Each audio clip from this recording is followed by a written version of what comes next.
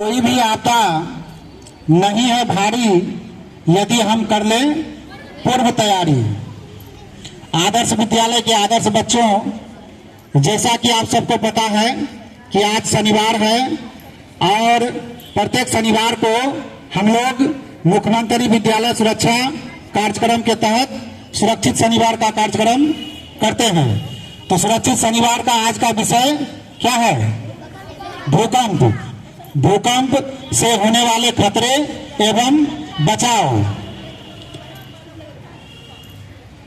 भूकंप, भू का मतलब क्या होता है?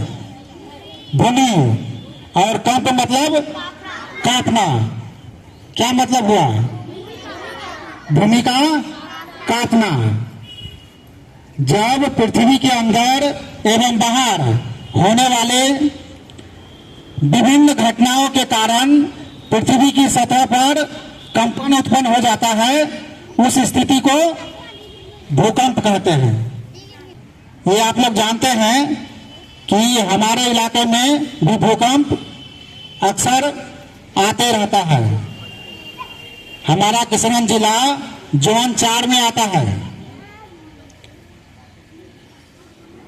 तो हमें भूकंप से बचाव की सारी जानकारी रखनी है और समय आने पर जानकारी का उपयोग भी करना है।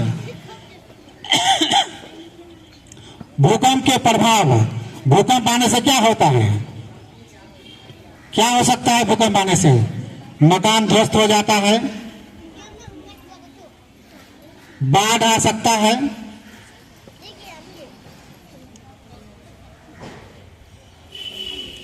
और क्या हो सकता है? मकान में या घर में भूकंप आता है तो क्या होता है? घर गिर जाता है, या अगर घर में भारी सामान होता है उसके गिरने से भी लोग घायल होते हैं। भूकंप से भूस्खलन भी पैदा होता है। तो 3 स्थिति होती है। भूकंप आने से पहले, भूकंप के समय और भूकंप के बाद क्या करना है, क्या करे क्या ना करे। तो सबसे पहले भूकंप आने से पहले हम लोगों को क्या तैयारी करनी है? क्या तैयारी करनी है? तो सबसे पहले हमें यह ध्यान रखना है, कोई भी मकान या भवन बनता है तो यह ध्यान रहे कि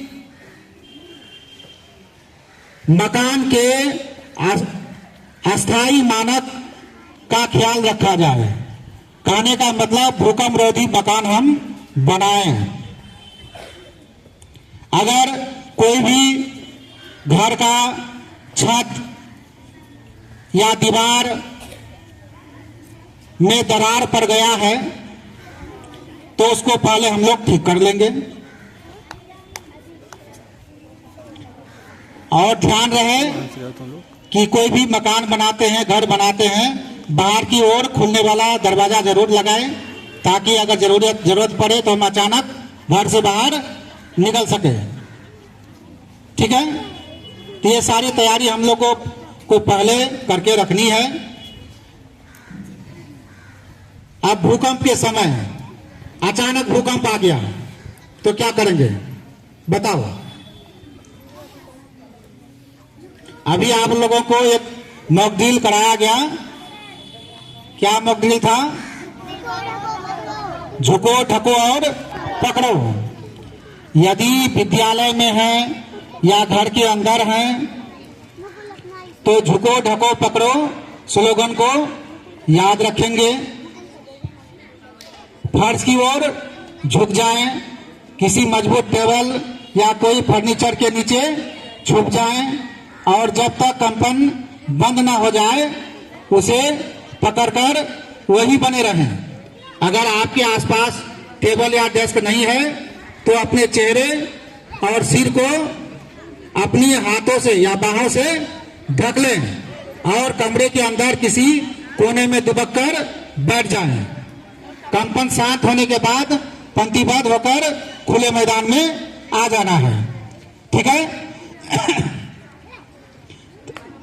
तो ये हुआ भूकंप के समय, ये घर के अंदर हुआ। अगर घर के बाहर हैं, अगर आप घर के बाहर हैं तो जहां हैं वहीं बने रहें। मकानों, स्ट्रीट लाइट, बिजली के तार से दूर रहना है। अगर बाहर में है, बाहर में है तो इन चीजों से हमेशा दूर रहना है। अगर चलते हुए वाहन में है, कोई गाड़ी में है तो क्या करेंगे? गाड़ी में हो तो क्या करोगे? तो वहीं वाहन को रोक देना है और वाहन में ही रहना है, वाहन में ही बैठे रहना है। किसी मकान, पेड़, रास्ता पार करने वाली जगह या बिजली के तार के नजदीक हैं तो वहां से दूर हट जाएं, उसके नजदीक नहीं रहना है। अगर आप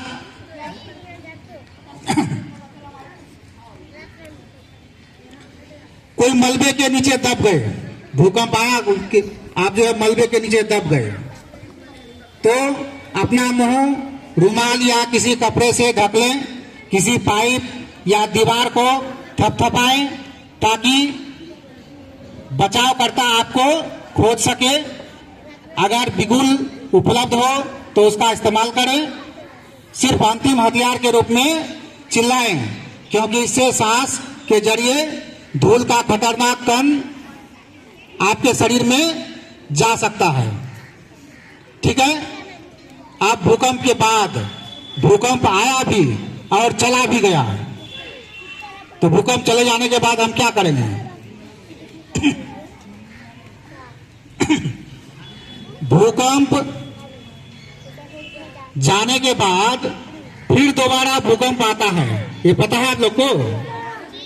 उस जितना रिएक्टर में पहले भूकंप आया उससे कम का फिर दोबारा आता है, और आता ही है। जिसको क्या कहते हैं? आफ्टर शॉट कहते हैं। क्या कहते हैं? After shot. आफ्टर शॉट जो है मूल भूकंप से 5 मिनट बाद या 10 मिनट बाद, 1 घंटा, 10 घंटा, 1 दिन, 2 दिन या सप्ताह दिन बाद भी आ सकता है। ठीक है। तो उस पर भी हम लोगों को सतर्क रहना है। ठीक है ना?